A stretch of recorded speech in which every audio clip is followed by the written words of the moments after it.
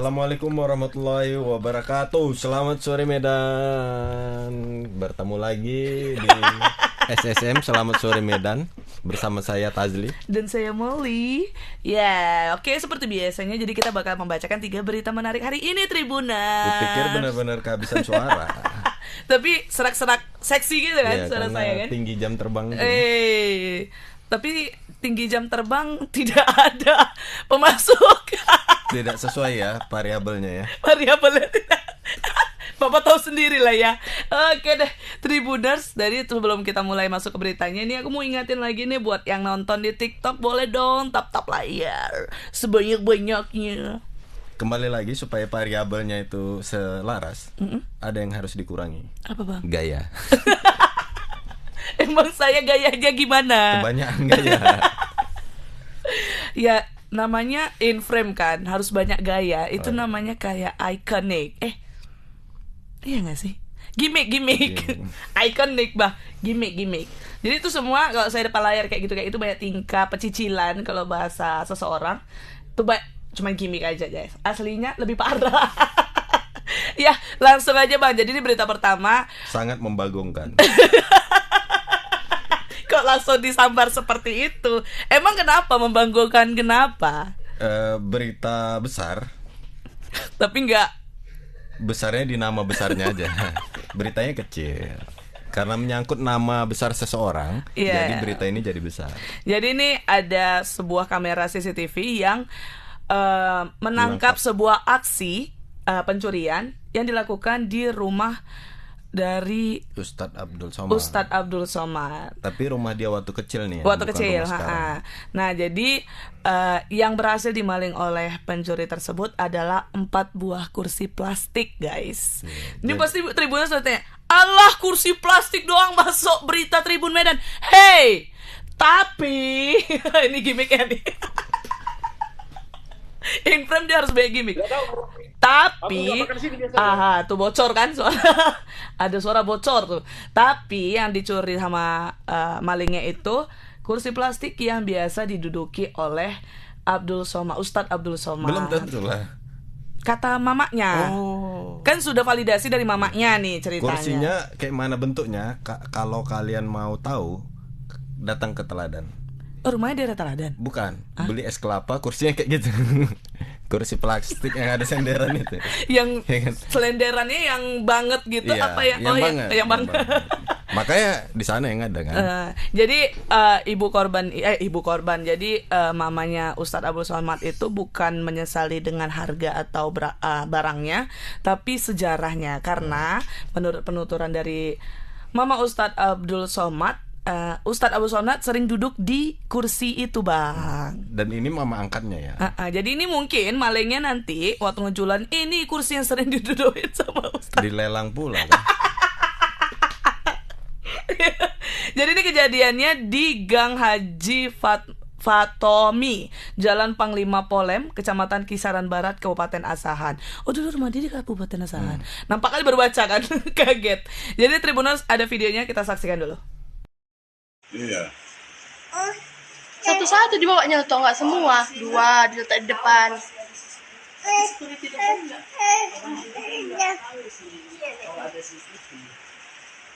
Dua.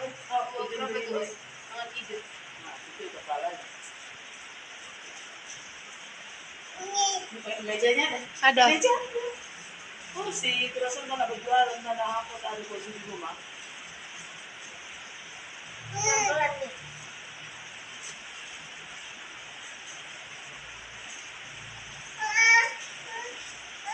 Tidak ada di depan dia biasa.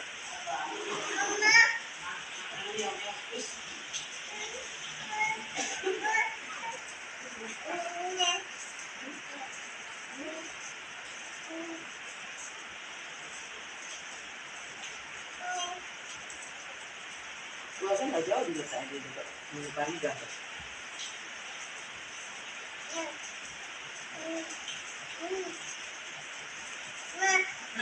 Nanti tinggal kalian beriria semalam meningkat ya.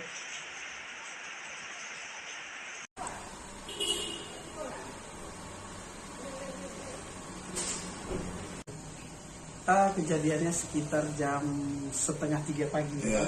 Jam 2:30 pagi. Itu apa yang diambil dari maling? Maksudnya? Apa yang diambil maling? Yang diambilnya kursi 4 biji. Kira-kira apa yang menjadi kenangan dari kursi itu?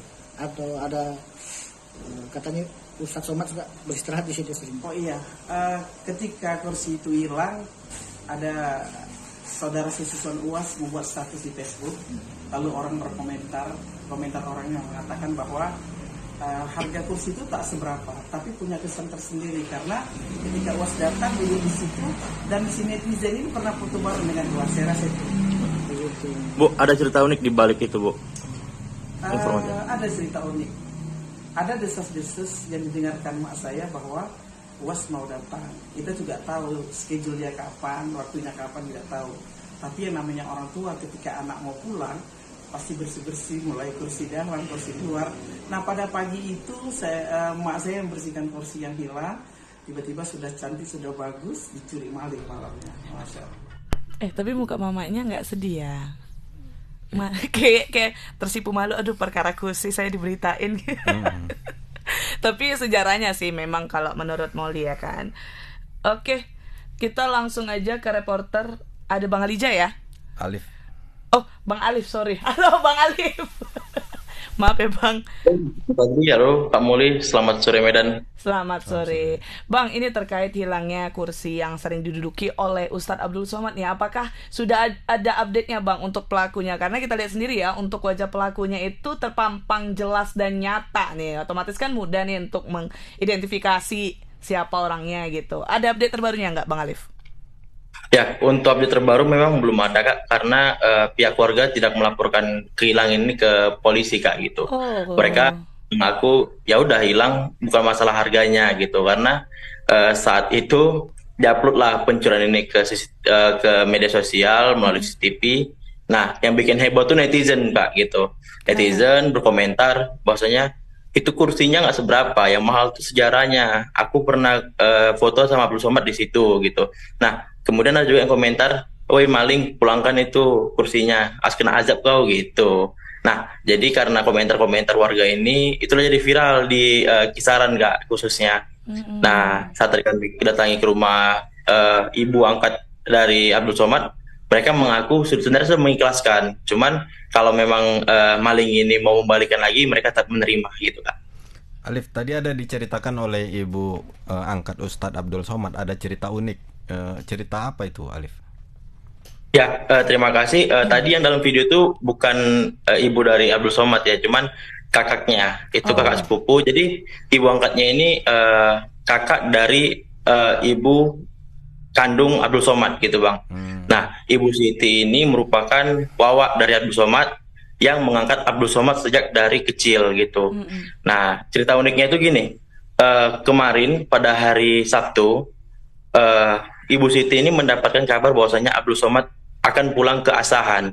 Ada kegiatan tablik akbar. Nah, saat itu Abdul Somad belum ada mengabari ke keluarganya akan pulang. Namun desas-desus itu didengar oleh Ibu Siti. Nah, Ibu Siti yang berumur 80 tahun tersebut langsung bergegas, yuk kita bersihkan rumah gitu. Dan juga kursi yang biasa tempatnya Abdul Somad tuh dilapnya, dicucinya gitu Bang. Yang biasa-biasa nggak pernah dicucinya. Nah, pada selesai dicucinya ditaruh di luar.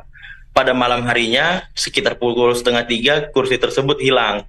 Dan ibu itu bilang, ya memang rezeki lah anakku pulang tidur di situ gitu katanya Bang. Oh, karena dicuci tuh Bang, bersih kan, ditengok malingnya kan, jadi sur dia untuk nyurinya. Tapi Bang, ada nggak sih dikabarin ada nggak waktu Abang wawancara itu kalau kursinya dikabarin, terus ada nggak respon dari Ustadz Abdul Somad terkait hilangnya kursinya ini Bang? Ya, tadi saya sempat tanya juga Kak ke keluarga. Mereka bahkan tidak memberitahu bahwasanya kursi yang biasa duduk Abdul Somad ini hilang gitu. Karena paling nanti bilangnya, nanti dia datang dan kami ceritai bagaimana. Paling nanti dia ketawa itu katanya gitu Kak. Tak mendengar ini. Ini kan postingannya viral ya Lip. Ada nggak komen netizen yang mengenal pelaku? Karena di situ kan jelas wajah pelakunya.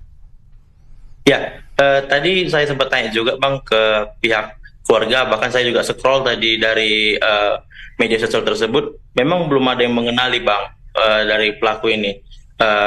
Bahkan keluarga juga sudah melakukan pelacakan siapa pelakunya, mulai dari wilayah kisaran dan juga sekitarnya. Cuman saja memang pelaku ini belum diketahui siapa Bang, gitu Bang. Jadi masih belum tahu juga ya. Tapi mungkin bisa jadi malingnya ini fans sekali Bang sama Abdul Somad, Ustadz Abdul Somad, makanya sampai nekat. Mau foto juga dia di situ. Foto tinggal datang. Ini memang fans berat, fanatik. Udah fanatik kali ya.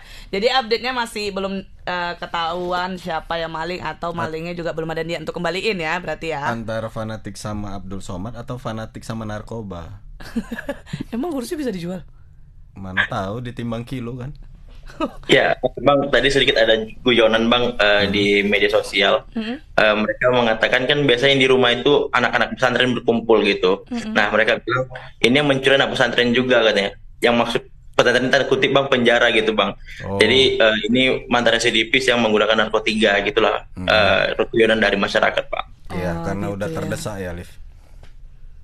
Kamu gitu.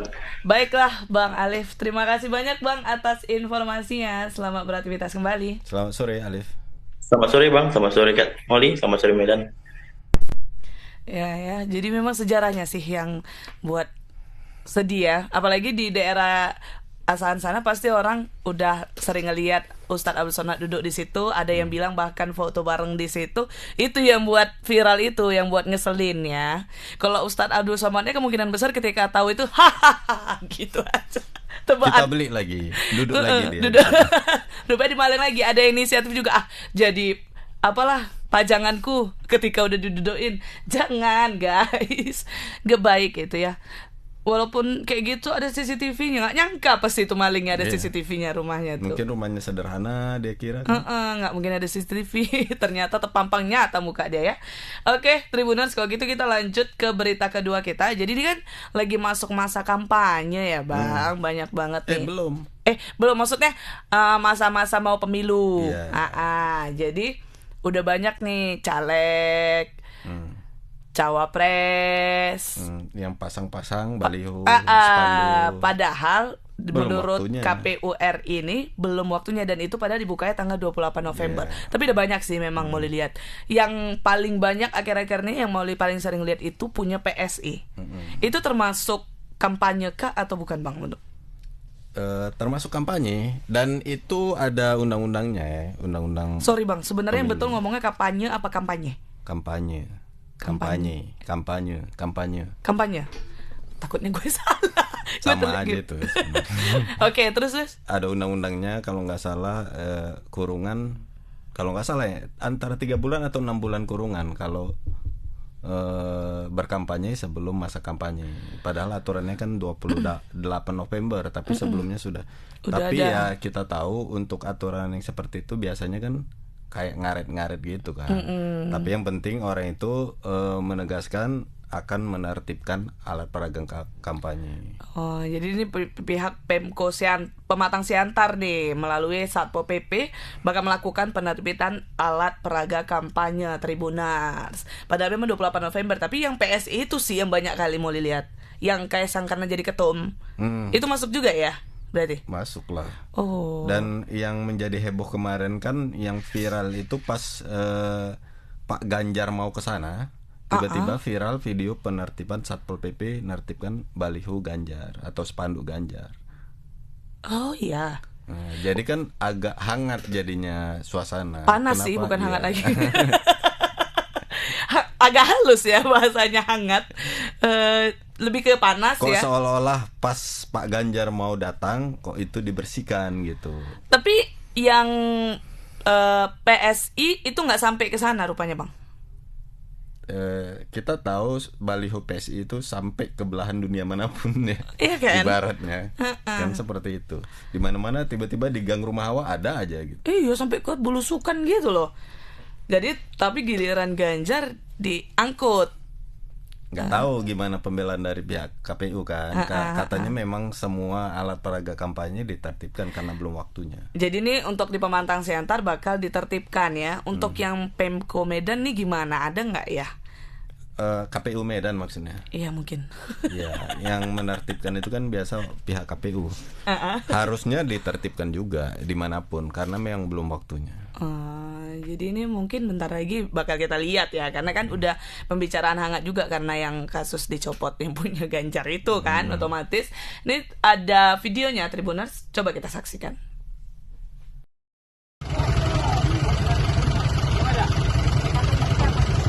Iya, kater aja kater.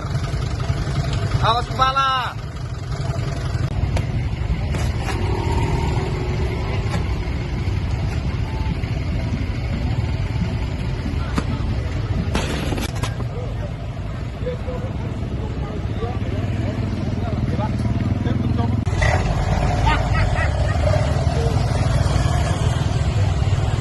Kepala Satuan Polisi Pamong Praja. Pada hari ini kami melakukan penertiban APS yang mengarah ke APK bersama Bawaslu, juga dari Panwas, dari kecamatan untuk melakukan penertiban spanduk yang menyalahi ketentuan. Dan perlu kami informasikan bahwa pencopotan spanduk yang kami lakukan pada hari Sabtu tanggal 11 2023 terhadap salah satu peserta capres, kami menginformasikan bahwa kami melakukan penertiban tersebut di tempat fasilitas-fasilitas umum seperti di depan sekolah, kemudian di depan rumah sakit umum dan di kantor-kantor pemerintah. Kami melakukan penertiban itu bukan kepada salah satu capres saja. Jadi dengan ini kami menyampaikan bahwa kami tidak melakukan diskriminasi ataupun tebang pilih dan tidak ada intervensi.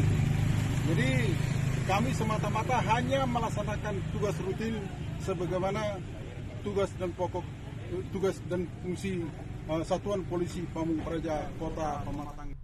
Tapi agak bandel ya jatuhnya kalau kayak gitu. Bayangin ya, kalau di logika kan gini bang, lo mau nyalon nih, ada peraturan, tidak diikuti, konon lo jadi caleg gitu. Tidak mengikuti peraturan simpel aja nggak diikutin, apalagi peraturan-peraturan yang lainnya. Namanya dikenal. Mungkin dia takut orang tuh lebih kenal orang lain, jadi dia mungkin mau branding duluan kali ya, niat hati dia. Cuman kan nggak gitu juga, kan udah ada ketentuan tanggalnya yang ya udah di situ kalian rame-rame monggo gitu. Iya kan? Saya nanti caleg, nanti kan saya mau nyalek tuh, jangan kayak gitu nanti saya. Oke. Nggak terkenal lah ya kan. Itu tadi pernyataan dari Kasatpol PP ya, bahwasannya dia tidak tebang pilih atau diskriminasi. Buktinya tadi ada baliho dari Demokrat juga ditebang. Oke, langsung aja ke reporter kita Bang Alija. Halo Bang. Halo, selamat sore Kak Muli dan Bang Tazli. Halo, di Media Center Bang. Ngeri. Bang, ini kan udah ada aturan penertiban di daerah Siantar. Apakah semua APK yang sudah dipasang itu semuanya ditertibkan atau masih ada yang bersisa nih menurut pantauan Abang sejauh ini? Ya, makasih Kak Muli dan Bang Tazli. Jadi tadi kita ikut dengan Satpol PP melihat APK-APK mana yang sudah ditertibkan. Memang mayoritas ya memang APK itu kebanyakan dari Kak, dari Ganjar begitu ya. Jadi tadi kita ke sana, kita lihat Satpol PP bertindak juga didampingi dengan Bawaslu. Memang ada beberapa APK yang mungkin secara letak ketinggian memang membutuhkan kerennya Satpol PP ya. Jadi jadi lebih harus lebih pakai alat begitu Bang Tasdi. Bentar ja. Ini operatornya ini salah nih ja. Bentar aja. Operatornya salah video guys. Oke, lanjut Bang. Jadi mungkin ini tahapan penertiban masih berlangsung ya Kak. Jadi salah satu beberapa prioritas itu yang terletak di sekolah, kantor-kantor pemerintahan, kemudian kantor-kantor BUMN dan layanan kesehatan. Itu dulu gitu prioritasnya. Oke. BTW bentar dulu. Operator, kalian salah video. Nggak dengar kayaknya. Oke, jadi cuma di daerah yang disebutin tadi ya Bang. Tapi kalau misalnya di gang-gang gitu udah mulai ada juga nggak menurut pantauan Abang kalau Abang jalan-jalan gitu? Iya, banyak ya Kak. Jadi memang di gang-gang juga banyak, tapi umumnya itu lebih ke calon DPRD kota. Adapun untuk capres-capres itu kebanyakan di jalan-jalan protokol, jalan-jalan besar ya Kak. Jadi kebetulan kejadian yang hari Sabtu kemarin pas Pak Ganjar datang, gitu ya. Satpol PP sedang menertibkan poster-poster beliau yang ada yang berdiri diletak di kayak di tiang listrik, di tiang-tiang begitu, yang fasilitas umum. Jadi mungkin aksi tersebut viral begitu ya. Jadi sampai dengan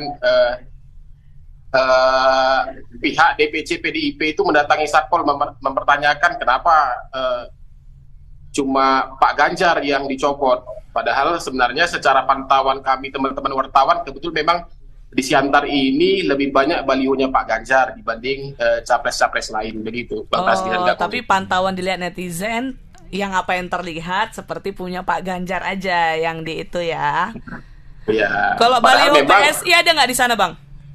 Ya, PSI biasanya Kaisang ya, yang tagline-nya Jalan Ninja itu memang ada beberapa ya di Jalan Singamangaraja Siantar juga kita lihat cukup banyak ya. Itu ditertibkan nggak? Ya, gimana Kak? Itu ditertibkan juga atau gimana? Iya, ditertibkan karena memang berada di pinggir jalan ya, di ruang-ruang publik ya. Yang tadi diprioritaskan memang yang ada di ruang-ruang publik. Kalau yang untuk di rumah sendiri gitu ya, rumah di dalam pekarangan rumah itu diminta diturunkan sendiri begitu oleh Satpol PP dan Bawaslu. Jadi dalam aksi tadi memang tim Satpol PP dibagi dengan 4 tim, didampingi dengan Bawaslu dan Polres Pematang Siantar. Adapun memang setiap baliho itu pihak Bawaslu yang memberikan petunjuk, baliho mana yang bisa dicopot gitu. Jadi Satpol PP nggak jalan sendiri ya, juga dengan petunjuk Bawaslu begitu. Nah, Alija, berbicara soal Pak Ganjar nih, apa agenda kemarin yang dilakukan Ganjar Pranowo di Siantar? Nah, jadi Pak Ganjar waktu di Siantar beliau bertemu dengan para relawan, kemudian tokoh-tokoh adat, dan bertemu dengan salah satu tokoh pemerhati lingkungan, Togu Simurangkir. Jadi kunjungan Pak Ganjar kemarin tidak kunjungan politis seperti kunjungan didampingi partai politik pendukung atau koalisi ya Bang. Jadi hanya melibatkan relawan-relawan saja gitu, begitu Bang. Jadi kemudian beliau turun naik helikopter di halaman Universitas HKBP Nomensen, kemudian melanjutkan perjalanan darat dengan mobil sampai setelah tengah hari itu bertolak ke Kabupaten Batubara untuk selanjutnya ke Kisaran. Jadi agenda di Siantar termasuk singkat ya Bang, singkat. Kita terima kedatangan beliau itu sekitar jam 11.40 gitu Bang. Jadi 11.40 semua berlangsung sebentar begitu Bang. Berarti nggak ada momen belusukan gitu ya? Kita sempat begitu tiba di Medan, kita sempat konfirmasi ke Ketua DPC PDIP Kota Pematang Siantar apakah agenda Pak Ganjar ada di Siantar. Beliau menyebutkan kalau Pak Ganjar hanya datang dengan relawan gitu, jadi tidak difasilitasi oleh partai politik gitu. Jadi terkait dengan sebelumnya kita pernah memperkirakan bakal Pak Ganjar nginap di salah satu rumah warga di Siantar, tapi ternyata enggak gitu Bang, karena juga partai juga beberapa orang malah tidak tahu, beberapa anggota DPC sendiri Bang, kedatangan Pak Ganjar. Jadi hanya ke relawan gitu. Nah, ini juga yang membuat Satpol PP sempat nggak tahu gitu Bang, karena bertepatan dengan penertiban baliho Ganjar di saat Pak Ganjar datang gitu. Karena memang beberapa anggota DPC PDIP di Siantar sendiri juga nggak tahu memang Pak Ganjar bakal datang. Mungkin memang secara aturan memang Satpol PP bertindak sesuai dengan aturan, sisi lain memang karena mungkin etikanya mungkin karena nggak tahu gitu ya Bang, Pak Ganjar pembelaannya. gitu. Berarti ini Satpol PP di sana lagi kena seruduk lah ya istilahnya karena ketidakketahuannya itu ya kan. Padahal internal PDI-nya aja nggak tahu, apalagi kami kan gitu kan. Satpol PP kan hanya menjalankan tugas untuk menertibkan itu. Oke deh kalau gitu Bang Alija. Thank you ya Bang. Thank you Kak Molly dan Bang Tasdi. Selamat sore. Selamat sore Alija. Oke. Pas-pasan gitu ya guys. Kebetulan. Apalagi ada media sosial sekarang ya. Langsung lah cepat kali lah, apalagi kok dipotong-potong ya kan, orang nggak tahu kebenarannya langsung lah kena. Kasian lah, Satpol PP itu kan hanya melakukan tugas ya guys, kan memang nggak boleh gitu. Ini yang bandel berarti orang yang masang baliho, yang harus kalian salahin harusnya yang masang, bukan yang nertibkan, kan memang belum boleh ya kan. Yeah. Jadi caleg mana nanti? Nggak tahu. Tapi mau nyalek. Oh 5 gue tahun lagi. Apa ya? Apa yang nerima saya lah. Tolong nih bapak-bapak partai nih, bapak ibu yang lagi ada di kader-kader partai, bisa mungkin dari sekarang melirik saya. Partai umat caca. Langsung oke jilbab dong saya. Iya, langsung aja kita ganti topik ke berita ketiga. Jadi ini kemarin kan ada yang lagi hangat kalau bahasa Bang ya. Kalau menurut saya panas. Jadi ini soal Pak Bobi yang mendeklarasikan kalau dia akan mendukung Prabowo. Langsung aja lah, pada tahu kan ya dia semua. bilang kayak gitu. Pak, kan enggak sama ada tapi dia. Itu kan dipaksa-paksa. Pak, dukung mana Bapak? Yang betul lah. Dilari-larikan ke sana kemari. Terakhir dia bisi Prabowo. Tapi kedengaran suara. Tapi kan ada juga yang video dia memang Pak Prabowo kami ada di sini untuk Bapak, kan ada video dia yang gitu juga. Jadi kayak memang sebenarnya mungkin karena belum deklarasi itu dia masih bisik-bisik. Jadi ternyata kan sudah go public ya beliau. Dan karena hal itu dari kader PDIP-nya yang apalagi tuh kok nggak salah sekretarisnya ya Hasto Kristianto yang meminta untuk Bobi mengembalikan kartu tanda KTA, kartu tanda anggotanya. Jadi secara tidak langsung itu artinya pihak PDIP meminta Bobi untuk keluar dari PDIP. Iya kan? Yeah. Secara garis besarnya seperti itu. Nah, jadi wartawan kita tuh nanyain ke Bapak Bobi apakah sudah mengembalikan KTA-nya ke DPC PDIP yang ada di Medan. Jawaban Pak Bobi itu belum. Sama juga si Gibran kan diminta juga sebenarnya kan. Iya. Tapi kayaknya juga belum. Menurut Abang, why? Sih enak nembak ya kan? Mohon beli penjelasan. Ya karena belum aja. Bagus. Menunggu waktu yang tepat. Atau memang nantilah tiba-tiba udah pemilu aja. Tapi kan jatuhnya ya kalau misalnya dia misalnya nih Pak Bobi berlama-lama berlarut-larut lama mengembalikan kayak lirik KTA. Lagu ya. Mengembalikan KTA itu jatuhnya jadinya makin banyak orang yang melakukan dugaan-dugaan di pikirannya yang jadi isu nggak baik juga kan? Ya, tapi isu nggak baik itu baik. Oh. Terkadang. Gitu ya. Ya, ketika susah nama politik kita ini, bingung aku. Disebut-sebut di media sosial itu kan menjadi baik. Nah, tapi ditanya juga nih kapan nih rencana dikembalikan. Katanya itu nanti sore. Ini pengakuan berarti tadi pagi, hari ini tadi pagi. Dan pengakuannya nanti sore. Nanti sore saya jawab atau nanti sore dikembalikan. Rencananya nanti sore kita jawab. Itulah saya menebarkan isu setengah-setengah. Nanti sore kita jawab. Oh iya, Pak Bobi ini tipenya katanya kalau kita tanyain tentang tidak terkait dengan pekerjaan, dia bakal jawabnya tuh pulang kerja. Oh benar. Iya kan, dia seringnya gitu. Setelah tapi pulang kerja. kerja. Karena dia sudah menjadi ibaratnya petugas partainya itu di luar jam kerja. Jadi mungkin ini ditungguin nih. Harusnya udah ada dong. Jawabannya kan udah lewat jam 5, setengah 6.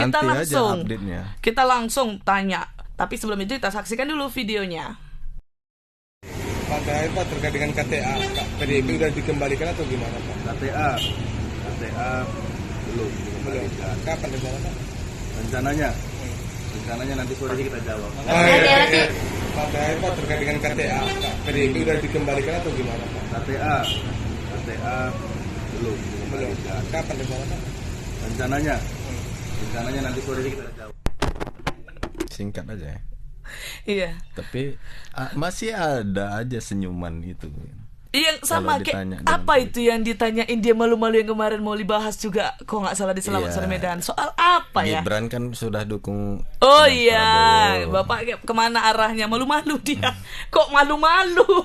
Di mana-mana orang kayak resah kan, bingung kan, bakal dicecar kayak gitu. Tapi dia malu-malu. Ini sama nih kejadiannya. Tapi bagusan gitu sih, dianggap enjoy aja gitu. Nggak tahu lah. Jangan panas-panasan. Kalau saya langsung kayak gini, saya nggak tahu. Ya nanti ya saya jawab kok aku nanti. Ya, ini langsung aja kita ke reporter untuk nanyain up to date-nya apakah dari jam 5 itu sudah ada bertemu Pak Bobi lagi. Ada Kak Anissa. Halo Kak Anissa.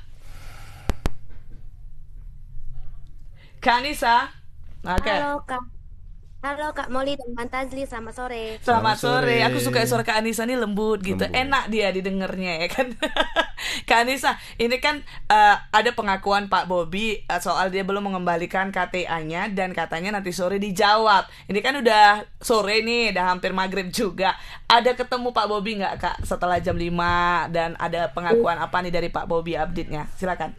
Baik, memang Oke, saat ini kita sedang berada di kantor Wali Kota Medan dan saat ini sedang masih menunggu Pak Wali karena juga tadi kita lihat ada beberapa tamu yang masih keluar masuk ke kantor Balai Kota dan saat ini juga Wali Kota Medan belum keluar hingga saat ini. Namun nanti pantauan kita ke PDIP Medan juga belum ada tanda-tanda pengembalian KTA. Begitupun salah satu DPC PDIP juga mengatakan belum ada pengembalian KTA tersebut dari Pak Wali. Nah saat ini juga kita masih menunggu lebih lanjut dan belum tahu nih apakah Pak Wali mau di doorstop untuk pertanyaan tersebut.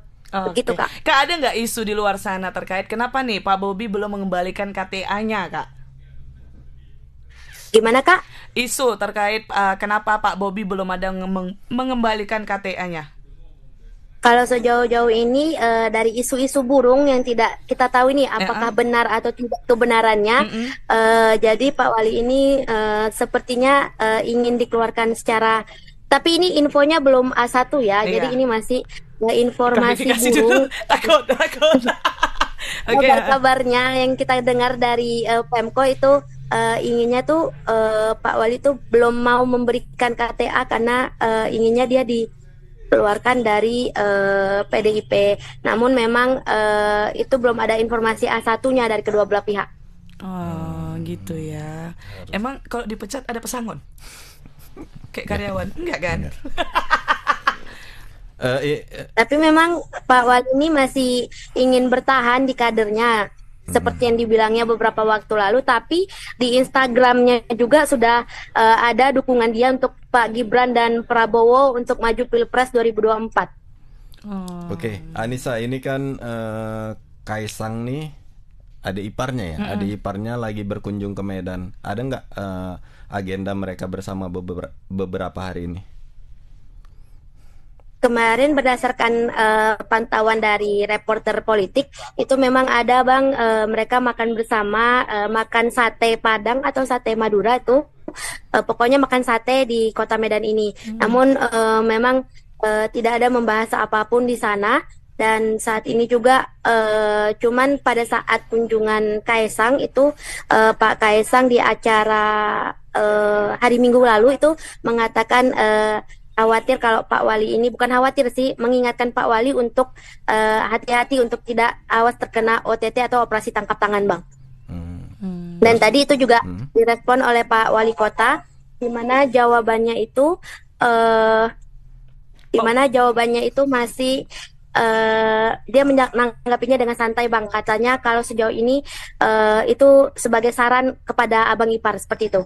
Itu bukan Pak Wali keluar. Ini permisi Bang, ini udah mau doorstop. Lanjut, silakan. Oke, Tribuners. Jadi itu nanti bakal ada update-nya ya Tribuners terkait silakan Kak Anissa, lanjut keluar aja. Baiklah Tribuners, jadi nanti kita bakal ada update ya terkait ini kan mau di doorstop nih sama reporter kita. Jadi itulah dedikasi wartawan Tribun Medan di lapangan itu kan, mengantarkan informasi yang up Today. Jadi nanti bisa langsung aja dicek di website kita nih untuk up to date-nya. Jadi apa penjelasan Pak Bobby kenapa dia belum mengembalikan KTA gitu. Lucu banget ya, dia panik gitu. Kirain udah dibereng-bereng pas pampres. Iya, sama. Aduh. Ya, jadi kalau kalian mulai update-nya nanti ada pasti yang paling yang paling cepet tuh bakal di website kita ya, di www.medan.tribunnews.com. Di situ bakal ada update-nya. Penjelasan apa nih yang diberikan Pak Bobby terkait dia belum mengembalikan KTA. Apakah benar? Karena beliau minta dipecat. Kita tunggu saja. Itu gimmick tadi itu banyak gaya. Aku capek ya. Harus dirukyah sih. Udah suara hilang, gak tahu diri ya kan. Oke Tribuners, itu dia 3 berita kita hari ini ya kan. Pokoknya kita bakal selalu ngupdate ke kalian tentunya berita-beritanya. Apa sih? Mau apa yang gue bilang? Ada di media sosial, ada di web, dan di mana? Dicetak, di online juga. Pokoknya ini semua udah ada dibuat di bawah. Harusnya kalian lihat deh tadi ya kan. Kalau nggak lihat ya tidak sekarang. Nah tuh, dapatkan berita terkini dan terpercaya di seluruh platform digital Tribun Medan. Tuh dia, keren kan? Bisa nggak aku jadi brand ambassador Tribun? Oke deh, kalau gitu thank you buat kalian yang sudah menyaksikan Selamat Sore Medan. Jangan lupa untuk terus saksikan Selamat Sore Medan setiap hari Senin sampai Jumat pukul 17 waktu Indonesia Barat. Kalau gitu aku Molly, aku Tajli, dan kru yang bertugas pamit undur diri. Mohon maaf apabila ada salah-salah kata dan ucapan. Assalamualaikum warahmatullahi wabarakatuh. Selamat Sore Medan.